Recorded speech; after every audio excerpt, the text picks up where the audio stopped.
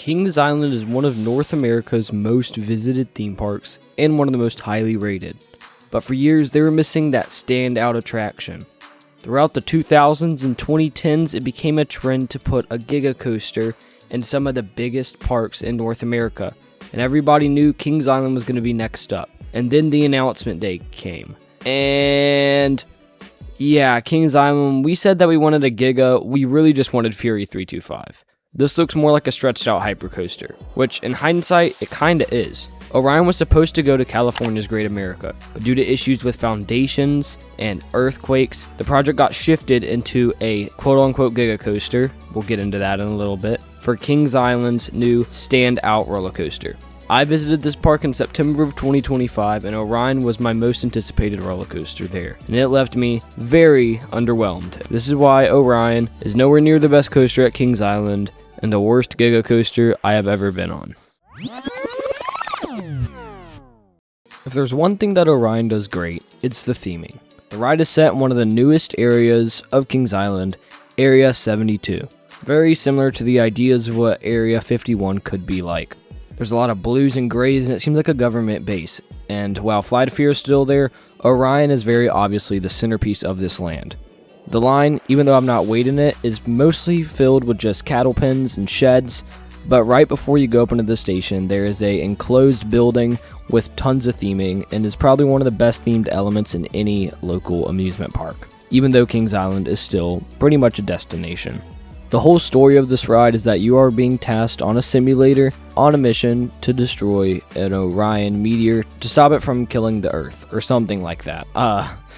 That's my assumption of the story. If you know the actual full story, put it in the description. But that's just what I could get from watching all the videos.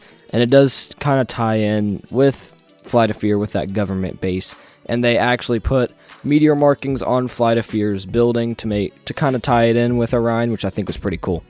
Your ride experience begins when you sit down on the B&M Hypercoaster trains. These are the same trains found on almost every single B&M Hypercoaster, and they're Giga coasters. However, these do have a seatbelt, which can be a little annoying and uncomfortable, and it just really slows down operations. Pretty much every single Cedar Fair coaster with clamshells has these seatbelts, so it was pretty expected coming into this. And these clamshell restraints might be the most comfortable in the industry.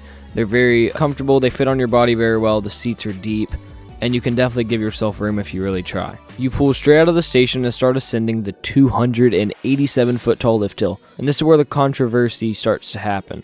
Some people don't think this is a Giga coaster because the lift hill doesn't go 300 feet up. However, according to the normal definition, a Giga coaster is a roller coaster that stands at a height of 300 feet or has a drop height of 300 feet. Therefore, Orion counts as a Giga. Even though it is a very cheap way to count it as a Giga, it still is. You crest over the lift hill and go down this drop, and this drop feels, in my opinion, better than Fury's. It is definitely way steeper, and even though it's about 20 feet shorter, you don't feel it a ton.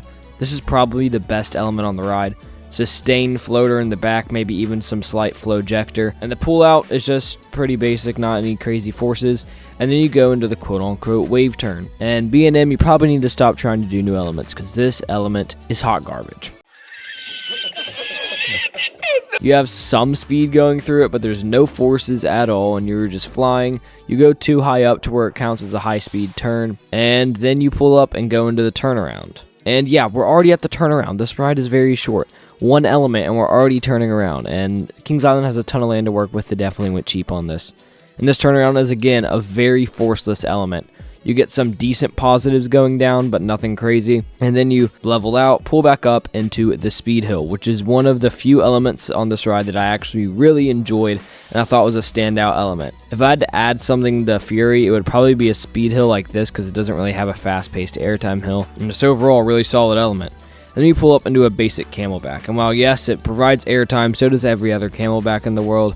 So it isn't exactly a standout element for me, just like how the camelbacks on Fury aren't standouts.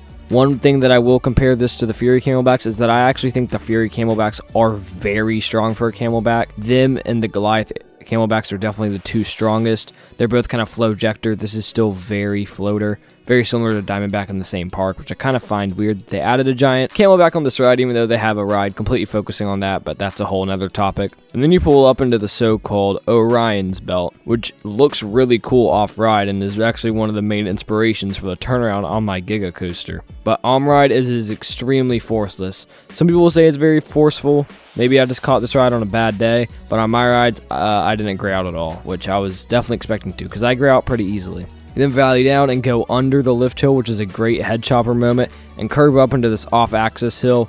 People say it's like the best element on the ride. I don't think it is. It gives you some decent air time, that's about it. And then you pop up into what just might be the world's tallest brake run, which, yes, is taller than the wooden coaster right next to it.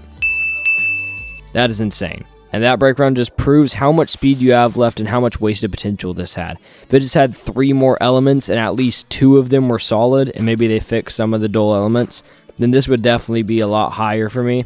I think Giga coasters are built to showcase speed, and I think Fury 325, Millennium Force, and Pantherian all do that well.